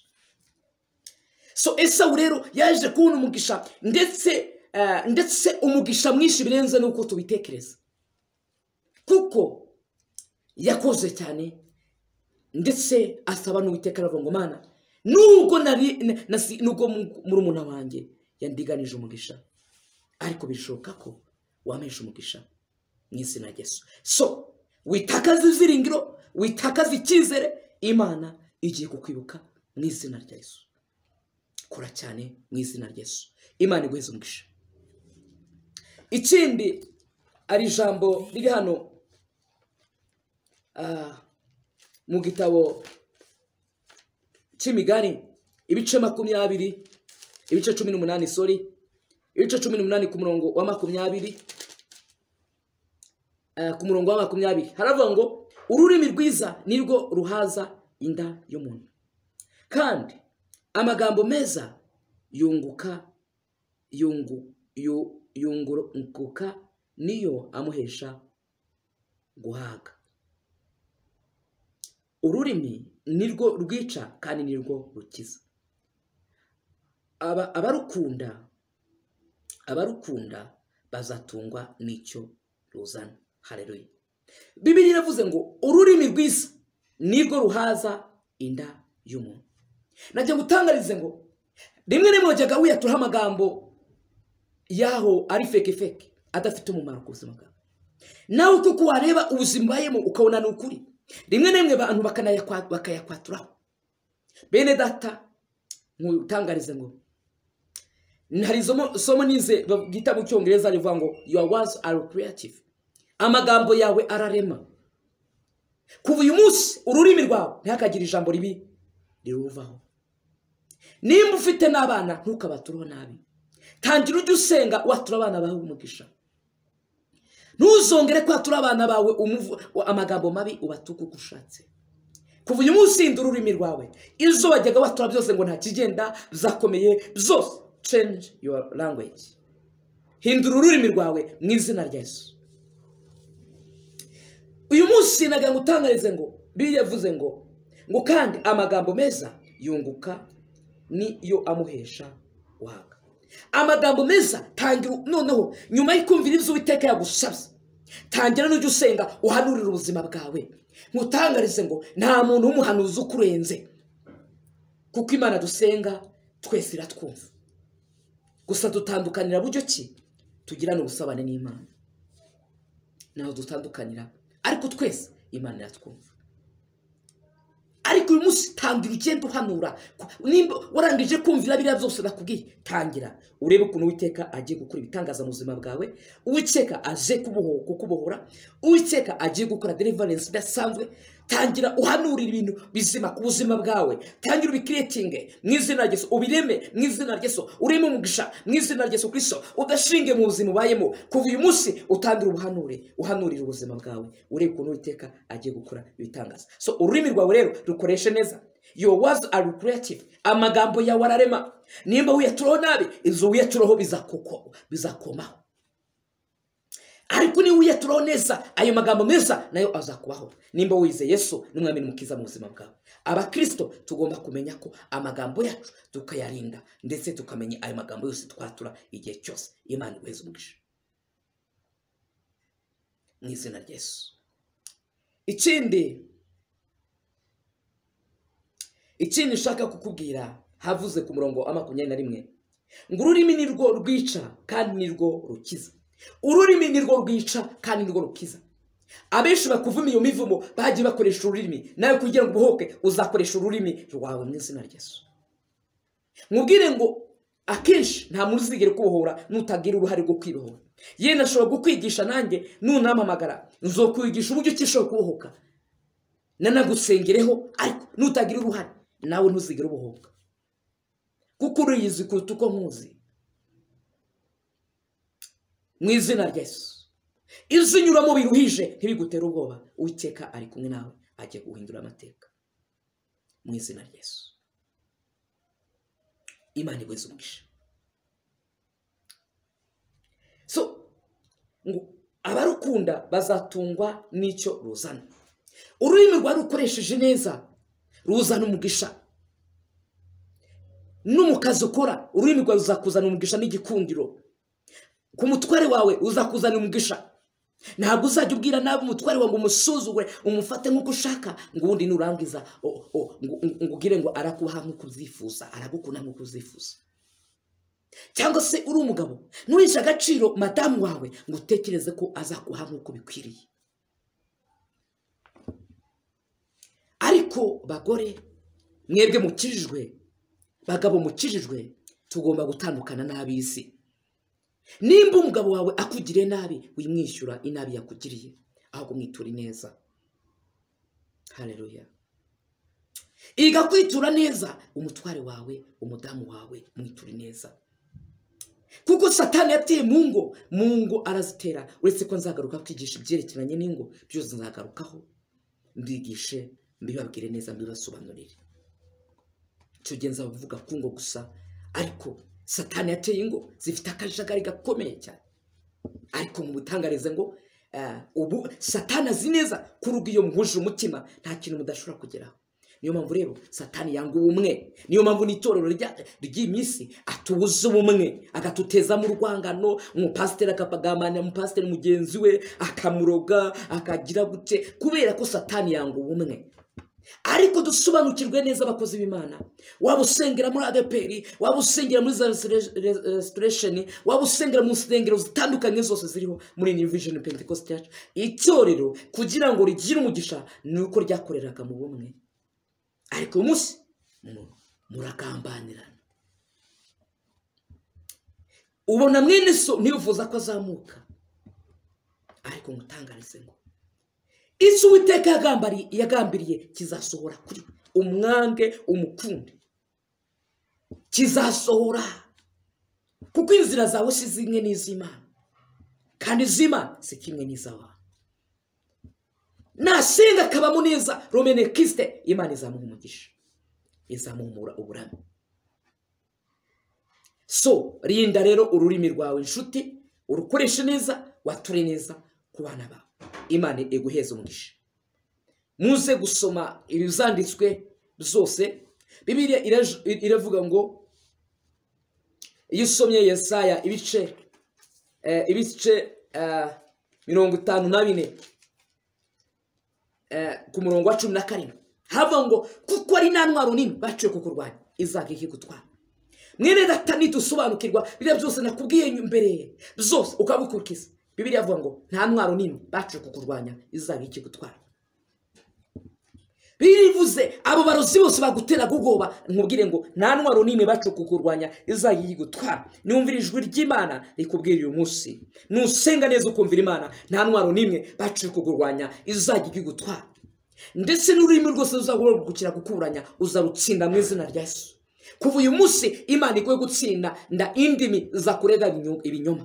Kuva uyu munsi Imana iguye gutsinda indimi za gutukaga, indimi za kwaturagaho nabi, indimi za kwifurizaga ibibi. Kuva uyu munsi uzitsinde mu izina rya Yesu. Aho uciye hose ni uhazi, ariko kuga imbaraga zima ndakoreza imbaraga zima. Kuva uyu munsi utsinde indimi z'abashaka kukugira nabi, z'abagambanyi bashaka kukugambanira mu buryo butandukanye. Kuva uyu munsi uzitsinde mu izina rya Yesu. Imana idisconnecting itandukanye za network zose z'abashakaga zingenza za kugenzagaho. Iyo munsi ndakwatura gutsinda wararenganijwe, urahanu runaka uri muri gereza, wararenganijwe ariko buze kurenganura. Ariko kubwo imbaraga zima umaze kukumva bira byose Imana gusabye, nukuri ko Imana wacire gutsindishirizwa urubanza rwose arufite mu buzima bwawe mu izina rya Yesu Kristo Nazareti.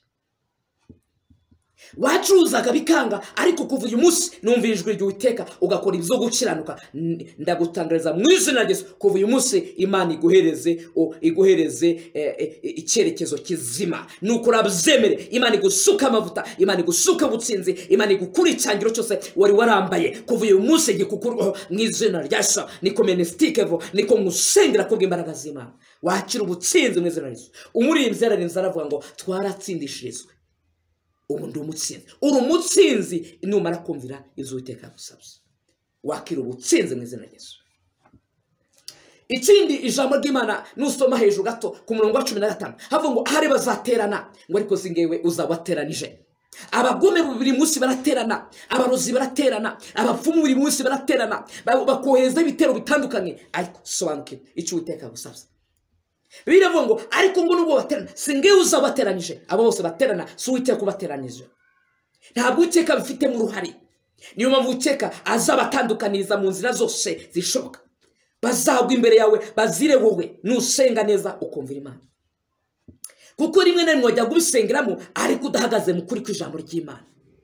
Ariko Yesu agiye gukora igitangaza mu izina rya Yesu. Yesu agiye guha umutuzo, bagiye gukurwa n'isoni mu izina rya Yesu. Bagiye gukurwa n'isoni kubwa imbaraga z'Imana, bagiye gukurwa n'isoni bonastike vomenia. Ari bazaterana ariko singe uzabateranije, ariko uzakuranira wese azagwa ari wazize mu izina rya Yesu. Abo basubiteka iyo badukuraniyeho nukuri bagwe imbere yacu mu izina rya Yesu. Abapfumu, abarozi, izo bakoraga byose ku manywa bakurwanya, kuva uyu munsi bagwe imbere yawe. Nubyizera ugakurikiza ibyo nakubwiye mbere mu izina rya Yesu, Imana iraza kugwa ubutsinzi, baraza kugwa imbere yawe mu izina rya Yesu. Imana yaza kugutsindishiriza yo menestirevo yimongoratikesa, iyo nyanja bari baragushizemo uraza kuyisohokamo. Rengotike danserevo, Satani yagiye kuriganya umugisha wawe, ariko ni musiki hejuru ku ijwi ry'Imana umugisha uraza kugaruka. Bari baraguteje ibibembe bitandukanye romengestike, ariko inzo bibembe biraza kukuvaho. Jotike danserevo, Satani yaragushize icyangiro gikomeye, ariko icyo kangiro kiraza kuvaho. Benekista renge ya bengo ijotike ngwanuriye mu izina rya Yesu kubwa imbaraga z'Imana. Ijokiste renge yara bengo tike, umvira ijwi ry'Imana, umva uko Uwiteka akubwira. Nuzumvira ukumvira ibyo Uwiteka agusabye, Imana yaza gukora igitangaza. Jetiko sterevo baraza kugwa imbere yawe aribo bazizi kubera ko bakoze mu ijisho ry'Uwiteka.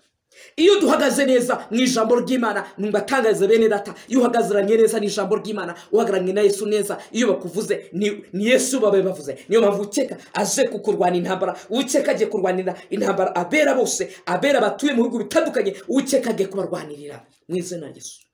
Ariko mwumviye ibyo nababwiye mbere, Imana ibaheze umugisha. Haleluya. Imana rero ibaheze umugisha romestike vomenia. Mbifurije umugisha w'Imana, mwakire kuhoka, mwakire ubutsinzi mu izina rya Yesu. Umva, hari ibintu ngusaba, nimba ufite agakaramu wandikeho gato. Imana igweze umugisha. Niyavuze ngo nimba ushaka ko Uwiteka icyambere, nimba ushaka ko Uwiteka akubohora, zujuje ubuziranenge, atari uzambira igipindi by'abahanuzi b'iminsi y'imperuka. Icyambere, ugomba icyambere ugomba kuba umukristo, ugomba gukizwa byujuje ubuziranenge mu buzima bwawe, ugakizwa muri bya bindi byose nakubwiye. Imana irahera ko irakubohora mu izina rya Yesu. Nurangiza usenga, Imana za umugisha. Icyo nicyo cyambere usabwa. Ugomba gukizwa byujuje ubuziranenge, utarebereye kuri mami, utarebereye kuri dadi, utarebereye kuri bishop wawe, pastor wawe, never. Ugomba gukizwa ukera imbuto zikwiriye abihanye. Imana ikarya ko ikakubohora, ikagutsindishiriza mu izina rya Yesu. Imana iguhumurize umugisha. Icyo kandike. Ikindi, ugomba gusobanukirwa imbaraga zose uhanganye nazo. Ugomba kumenya ibyo uhanganye nazo aho bikomoka. Ugomba gusobanukirwa, ese ni gute ndimo nca muri ibi bintu? Ese ni iyihe mpamvu? Ese simbifitemo uruhare? Kuko hari byinshi ufitemo uruhare nawe urabizi. Hari byinshi ufitemo uruhare nawe ubizi neza, urabizi. Roinistikevo nawe hari ibyo uzi. Mu izina rya Yesu ubisobanukirwe. Ugomba gusobanukirwa ibyo uhangana nabyo, urangiza ukarwana ugatsinda. Icyo cyangiro Satani yagushize Imana ikagikuraho umukogo, bakakubera buri munsi bakubenga. Dore umaze gusambana n'abasore benshi bakubeshe ngo baragukunda baragutwara, ariko bizarangira ntibagutware. Ariko Yesu agiye gukora igitangaza. Numvije Imana tandukana n'umwuka w'ubusambanyi mu izina rya Yesu. Imana igweze umugisha.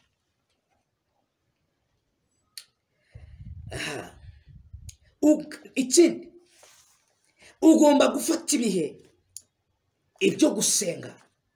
Ugomba gufata ibihe byo gusenga, atari bya bindi by'imikino. Atari ukuvuga ngo urategereza kuba gusengera. Kugusengera ni byiza, ariko ugomba gukuramo nawe, ukagira icyo ukuramo nawe, icyo gitambuka gitamba cyo kwisengera nawe. Kuko Uwiteka ariteguye kukubohora, ariko nawe uzabigiramo uruhare. Ugomba gusenga, Imana ikakubohora mu izina rya Yesu. Fata igihe cyo gusenga. Ugomba gufata igihe cyo gusenga ndetse no kwiyiriza ubusa. Amasengesho yo kwiyigiza ubusa, ushobora kuba utarabikora n'umunsi warimo, ushobora kuba wabikoraga, ariko ndagira ngo ubwire ngo ibyo byose niwumvira bya bindi Uwiteka akubwiye, Imana iraza kugukuraho iyo myaka mu izina rya Yesu. Yesu araza gukora deliverance, nawe ku giti cyawe uzambwira ati nuko za nzira zose naziciyemo biremera. Imana igweze umugisha. Imana izagukora deliverance mu nzira y'amasengesho, mu nzira kwiyiza ubusa. Imana igikuramo deliverance mu buryo budasanzwe. Kwiyiza ubusa, kwima ibyo kurya rimwe na rimwe, atari uko wanabibuze, oya, kwabyigomwa. Imana izagukora deliverance idasanzwe mu izina rya Yesu. Amen. Ikindi, ugomba gusoma ijambo ry'Imana. Abakristo muri iki gihe Satani yabibuze ibihe byo gusoma ijambo ry'Imana. Satani yabambuye umwuka wo gusoma ijambo ry'Imana. Ibyanditswe byera bibabohora, bibazitura, ntabwo mubizi. Ariko Bibiliya ijambo ry'Imana iyo usomye Luka ibice 10 ku murongo wa 19 bivuga ngo mbahaye ubutwari ndetse n'ubushobozi gukandagira inzoka ndetse na scorpion ndetse n'imbaraga mbi zose z'umwanzi, ngo nako zizabatwara. Iyo dusenge mu ijambo ry'Imana tuba tubwira ati Satani we, tufite ubutsinzi. Ugomba kwiga gusengera mu ijambo ry'Imana kugira ngo ugire ubutsinzi bwuzuye. Ntabwo tugomba gusengera mu magambo gusa, amagambo adafite ikerekezo. Ugomba gusoma ijambo ry'Imana, Imana igahera kwigakoramo igitangaza. So wahawe utware n'ubushobozi bwo kwanagira inzoka n'iki na scorpion n'imbaraga mbi zose zo mu ijima. numvira byose nakubya bindi byose nakubwiraga Imana yagushizemo ubushobozi muri we Imana yashize ubushobozi muri we bukanagira inzoka na scorpion mu izina rya Yesu iyo myuka bose uyifiteho ubushobozi mu izina rya Yesu Kristo igihe cyo kirageze ngo uyikandagire mu izina rya Yesu Kristo iyo myuka yakubashe yiyambura mu izina rya Yesu igisuzuguriro ukiyambure mu izina rya Yesu usome ijambo ry'Imana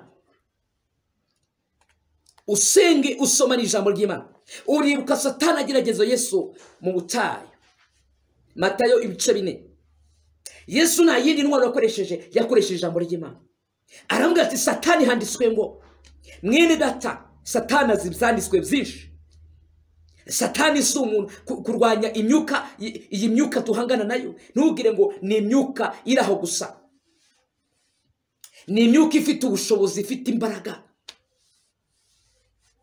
Yesu rero abwira Satani handitswe ngo umwana w'Imana ntabwo atungwa n'imitima gusa ahubwo atungwa n'ijambo rivuye ku Mana yaramubwirageresheje kwibuye aramubwira ngo nimbura umwana w'Imana fata rino buye uhindura umutsima urye Yesu aramusubiza ati ntabwo Satani handitswe ngo ntabwo umwana w'Imana atungwa n'imitima gusa inda yikubata kandi ufite byinshi byo gusengera ni gute ushaka kuhoka ufite ibyo ukunda ibiryo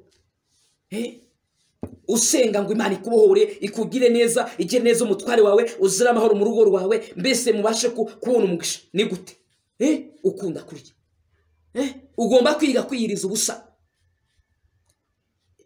ubusa ni intwaro ikomeye Satani atajya aseseramo ni intwaro abadayimoni batinya umunsi umwe abigishwa ba Yesu bagiye gusengera umurwayi ufite abadayimoni ngo noneho bagiye kumusengera ngo maze abadayimoni banga kumuvamo ngo maze banze kumuvamo maze Yesu hageze ngo ategeka avuga rimwe gusa mu izina rya Yesu haleluya ngo maze Yesu ngo maze bitabyemera umurwayi arakira maze ngo birereye bicaye baramubaza ngo ariko Yesu niye tekinike wakoresheje niye nzira waciyemo kugira ngo ukore kino gitangaza Yesu arababwira ngo hari abadayimoni badakurwaho n'ikindi uretse kwiyiriza ubusa no gusenga mwene data ibihe byo gusenga Satani yarabigukamuyemo ariko ngera winjemo neza niyo nzira y'ubutabazi bwawe mu izina rya Yesu yo meneskirivo kitangora beshotike zaravo etangosi erevo iyo niyo nzira y'ubutabazi bwawe ibyo Satani yarafungiranye niho bigiye guca kugira ngo bifunguke mu izina rya Yesu Satani yaraguterereje mu nzira zose ariko meneste royevo kwa ijokiste ariko igihe cyawe niki cyo kugira ngo Imana igusubize romenkite igushire aho ahakwiriye mu izina rya Yesu Kristo Nazareti Imana ize gutanga umugisha ku bantu bagiye kwizera Imana igiye guha umugisha abantu bagiye gusenga mu kuri no mwuka batandukanye na za bindi nababwiye bwa mbere Imana igiye guha umugisha Imana igiye kubarambika ikiganza cyayo Imana igiye gukora ibitangaza mu izina rya Yesu wowe kora wumve renstike royemeshokiste royemenia rovetukiste ejokite maze ino video uzayisharinge mu izina rya Yesu ukande like ukande share nurangiza usubscribing Imana iraguheza umugisha iyo niyo supporting usabye mu izina rya Yesu Imana yaza guha umugisha usharinge nk'abantu barenga 50 birashoboka ko mu gihugu cyose urimo mu izina rya Yesu umushuti wa wese umuhereza ino video wakire Yesu n'umwami n'umukiza Imana ibaheza umugisha mwene data Imana ije gukora ibitangaza so Imana rero iduhana umugisha nabifurizaga kuhoka wibuke Daniel nawe yasenze iminsi 21 muri iyo minsi 21 ngo umunsi wa mbere agitangira gusenga ngo maze ubwami bw'Umedi n'Uperesi bufata bisubizo bye mubwire ngo hari giye mu joking amasengesho ariko dufite imyuka duhanganye nayo itoroshe idashobora gukurwa na pastor wenyine idashobora gukurwa na muhanuzi wenyine ahubwo nawe bishyizemo iki uruhare kuko nawe ufite ubutware Yesu yagushizemo mu izina rya Yesu icyo cyuka cyari kiri mu mugongo kigiye gusohoka muri wowe hari uwo mbona Satani yateje icyuka ariko icyo cyuka cyaza gusohoka mu mugongo bari baragushizemo ndabizere ko wane ereketa ngo sike Satani yashatse kukomenia rove kutangesti kukugira ikimuga tengo stike ejo alikia roimingo sake rui mona gastik ejo tike za rove bongo shatista Imana ndaburigiye gukora gitangaza iyo nzoka ndabone gusohokamo shutikiza hari undi uruge guterwa n'umwuka wikiyahura nshuti bite n'ubuzima bayemo wikwigira nabi Yesu akuzanye ijambo ry'ihumure, upfukama, Yesu agiye kuguha umugisha. Hari telefone igiye kuguhamagara ituruza ahantu ntazi, nene tukte igiye kugutungura. Haleluya. Jongistere vomenia. Imana igwizungisha. So Daniel rero muri musengesho yaramaze ngo asenga umunsi wa mbere, Imana iramwumva, ngo ariko marayika uzanye ibisubizo, ubwami n'umedi n'upresse mumfatira ibisubizo. Ariko Daniel akomeza gusenga. Mwene data dore warucitse intege, abenshi mwe mucitse intege, ariko igihe turimo si igihe cyo gucika intege, ni igihe Satani hagurukiye itorero mu buryo bukomeye, ni igihe bigaragaza ko nta n'ubuvugizi dufite ku itorero. Satani araduhagurukiye n'imbaraga ze zose, arimo ashaka kubazimya, arimo ashaka kubateza ibintu bitandukanye, ariko igihe turimo si igihe cyo gusinzira, ahubwo kuko itorero ntabwo ari inyubako. Itorero ntabwo ari inyubako, itorero ni umutima wawe. Iyo niho itorero utangirira. Ntabwo itorero ari inyubako, oya, itorero ni wowe mwizina rya Yesu. Umutima wawe ni itorero. Yenestike vomenia jokiste elevo. Niyo mpamvu musengera mwizina rya Yesu, urucitse intege, urusubiye inyuma mwizina rya Yesu Kristo. Rene mosikevo, ambara imbaraga z'Imana, wakira ubwiza bw'Imana, wakira igikundiro cy'Imana, wakira inyenyeri y'uteka, wakira kumukirwa n'Imana. Bizukura bagirane mwizina rya Yesu, kuko umucyo wawe kumurikiye ku uyu mugoroba, kuri iki gicamunsi, kuri umunsi wa kabiri mwizina rya Yesu Kristo Nazareti. Ambara imbaraga usenga, wakira ubwiza bw'Imana, wakira ikiganza cy'Imana mwizina rya Yesu Kristo Nazareti. Imana ibiheze umugisha. So Imana rero ibiheze umugisha. Ntabwo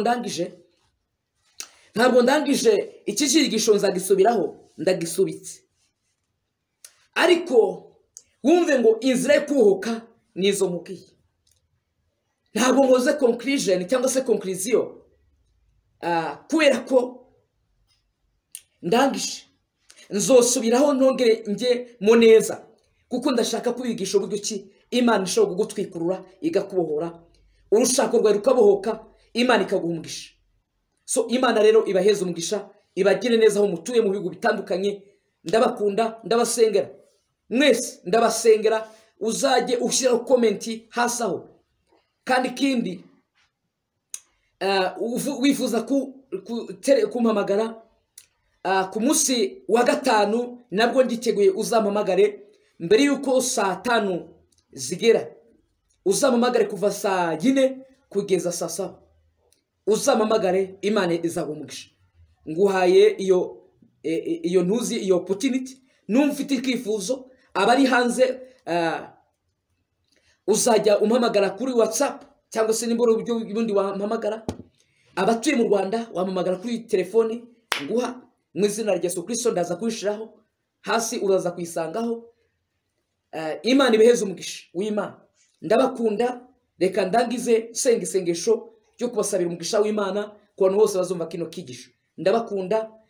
Kuwa 4 nzaba mfite ikigisho cya Icyongereza, kuko ntabwo ngomba kwigisha Abanyarwanda gusa cyangwa se mu Kinyarwanda gusa, ahubwo ubutumwa bwiza bugomba kugera ku mpera z'isi zose. Kuwa 4 nzaba ndi kumwe nabumva ururimi rw'Icyongereza. Imana ibeheze umugisha. N'umuhanuzi w'Imana Habakuk ubakunda mwizina rya Yesu. Uturuka mu itorero rya New Vision Pentecost Church. Imana ibaheze umugisha. Reka dusenge mwizina rya Yesu. Mwami Yesu Kristo, ndagushimiye kuko nestikevo kubw'ubwoko bwawe kumvise ijambo ryawe. Ndabizi bamwe batuye mu bihugu bitandukanye, banyuraga muri byinshi kandi birimo baca muri byinshi. Ruinstikerevo renge arobefa kutiste, ndabona kugiye kuri bitangaza bikomeye ku buzima bwabo, ndabona kugiye kubahumanura, ndabona kugiye kubeza, ndabona ugiye kubagira abashasha mwizina rya Yesu Kristo. Ndabasengera buri muntu wese mwami Imana, ugiye gukanda like, ugiye gukanda share, ugiye gusubscribinga, ndamusengera mwizina rya Yesu kubw'imbaraga z'Imana, ndamwatubwiza bw'Imana, ndamwatura igikundiro cy'Imana, ndamwatubwiza bw'Imana no gusobanura cy'Uwiteka amwifuzaho. Ndamusengera mwizina rya Yesu Kristo Nazareti. Abarwayi ndabasengera mwizina rya Yesu Kristo, abari bafite ibirwara bitandukanye mwizina rya Yesu Kristo, ndabasengera kubw'imbaraga z'Imana. Yesu Kristo ubakize indwara, bakize indwara, abari barwaye imigongo, abari barwaye amaguru, ndabasengera. Abari barwaye mwijima, abari barwaye za sida, abari barwaye indwara zitandukanye, ndabasengera. Yomenestikevo ijongestireve meni, ndabasengera mwizina rya Yesu Kristo Nazareti. Ndabatura ubutsinzi bw'amaraso Yesu, ndabatura ubwiza bw'Imana, ndabatura kubohoka kw'Imana, ndabatura kugenda n'Imana, ndabatura gusorwa n'Imana. Ndabasengera aho mutuye mu bihugu bitandukanye mwizina rya Yesu Kristo Nazareti. ndabasengera mbaca ubwiza bw'Imana, ndabacagagura iyo myururu mu izina rya Yesu Kristo. Wari warabaswe n'ubusamanyi, wari warabaswe n'ubwicanyi, wari warabaswe no kubesha, wari warabaswe no kuraguza no kuterekera, wari warabaswe n'ibigirwamana wabo, kuva uyu munsi abisohokemo mu izina rya Yesu. Ndamusengera imitwaro bari baramukoreje, kuva uyu munsi imukurweho. Ndabasengera mu izina rya Yesu Kristo, ndabasengera mpagaze mu butware bw'intumwa n'abahanuzi, ndabasengera mu izina rya Yesu Kristo Nazareti. Yesu ndagushimira kugiye gukora deliverance ku bwoko bwawe mu izina rya Yesu. Uwiteka ndagushimiye kubw'izina ryawe rikomeye mu izina rya Yesu Kristo Nazareti. Shalom shalom, n'umukozi w'Imana Habakuki mu izina mbisabye nizeye mu izina rya Yesu Kristo n'umwami wacu Yesu, twizera twese hamwe tuvuge ngo amen. N'umukozi w'Imana Habakuki uturuka mu itorero rya New Vision Pentecostal Church, ubakunda cyane kandi ubifuriza ibyiza mu izina rya Yesu. Turi kumwe, ndimo ndapanga gahunda kuzajya tuvugana biri kuri biri online, biri alive. Ibyo nibyo ndimo nigaho kugira ngo turebe ko bzacamo. Imana ibeheze umugisha mu izina rya Yesu. Comment yawe irakeneye, izubona nkwiye gukosora ubimbwire mu izina rya Yesu Kristo. Imana iguheze umugisha ndetse n'uburame mu izina rya Yesu. Shalom shalom, ndabakunda. I love you so much wherever you are. In Jesus name we pray and believe. Amen.